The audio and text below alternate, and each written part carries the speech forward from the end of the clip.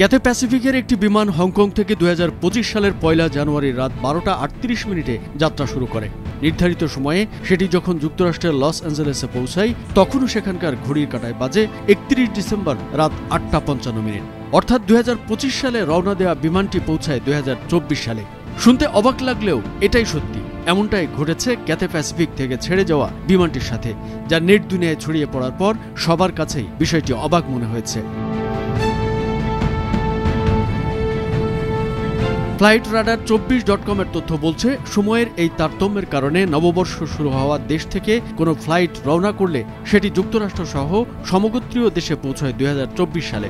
যেমন নববর্ষের প্রথম প্রহরে হংকং থেকে রওনা দেওয়া একটি বিমান যুক্তরাষ্ট্রের লস অ্যাঞ্জেলেসে পৌঁছায় পুরনো বছর 2024 সালে।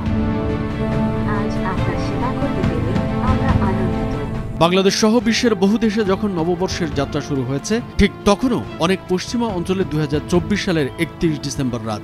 CNN এর এক প্রতিবেদনে বলছে, বিশ্বের 39টি দেশে ভিন্ন সময় অঞ্চল জুড়ে নতুন বছরকে স্বাগত জানাতে 26 ঘন্টা সময় লাগে। তাই বিশ্বব্যাপী পুরোদমে 2025 সাল গণনায় আরও বেশ কিছু সময় অপেক্ষা করতে হয়েছে। এ সময়ের মধ্যে কোনো অঞ্চলে নববর্ষের আনন্দে মাতলেও পৃথিবীর অন্য প্রান্তে পুরনো বছর শেষের ক্ষণগণনা চলছে। এই মারপ্যাচেই গ্রিনিচ মান সময়ে এগিয়ে থাকা হংকং সহ বিভিন্ন অঞ্চলে নববর্ষ এলেও যুক্তরাষ্ট্র সহ সম অঞ্চলের রাতটি তখনও 2024 সালে। বিশ্বে সবার আগে নতুন বছর 2025 সালকে স্বাগত জানিয়েছে প্রশান্ত মহাসাগরীয় অঞ্চলের দেশ কিরিবাতি। নববর্ষ উদযাপনকারী প্রথম এই দেশটির বৃহত্তম ক্রিসমাস দ্বীপ সবার আগে নতুন বছরে পদার্পণ করেছে। এরপরই দ্বিতীয় দেশ হিসেবে নতুন বছরকে আতশবাজির ঝলকানিতে বরণ করে নিয়েছে ওশেনিয়া অঞ্চলের দেশ নিউজিল্যান্ড।